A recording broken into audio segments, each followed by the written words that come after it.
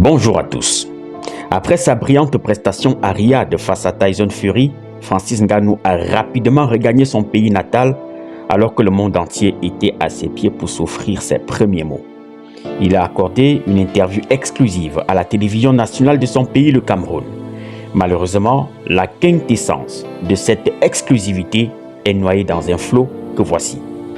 Sur cette image, on voit Francis Ngannou dans une salle d'attente de la télévision, une dame debout en posture de ventilateur entre guillemets, oui, en posture de ventilateur, comme si la télévision qui l'accueillait n'avait pas de climatisation.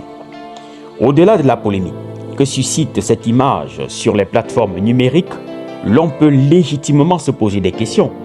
Comment un champion du monde peut-il être accueilli dans des conditions aussi précaires, dans une salle aussi précaire? Eh bien, cette image interroge le degré d'intérêt qu'accordent les télévisions locales, les médias en général, à la communication. Cette image parle.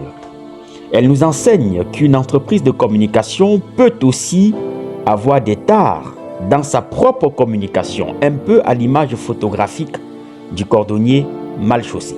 Francis Ngannou, en accordant l'exclusivité de ses déclarations à la télévision nationale de son pays, exprime une fois de plus son attachement profond à ses origines, son respect pour l'institution médiatique de son pays. De nombreuses stars avant Francis Ngannou étaient des papes des médias ailleurs, multipliaient des sorties dans les médias occidentaux, jamais chez eux, comme si la presse locale était une peste. Francis Ngannou démystifie la starmania. Francis Ngannou parle aux dieux, bref, ceux qui se définissent comme tels du fait de leur rang et de leur distinction sociale. Ces dieux pour qui le paradis est toujours ailleurs, jamais chez eux. En fin de compte, Francis Ngannou est une star qui ne joue pas les stars. Le voici.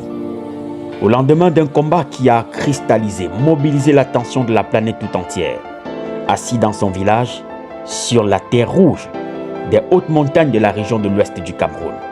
Comment ne pas inviter la jeunesse à en tirer la graine? Les vrais dieux ne se prennent jamais pour des dieux.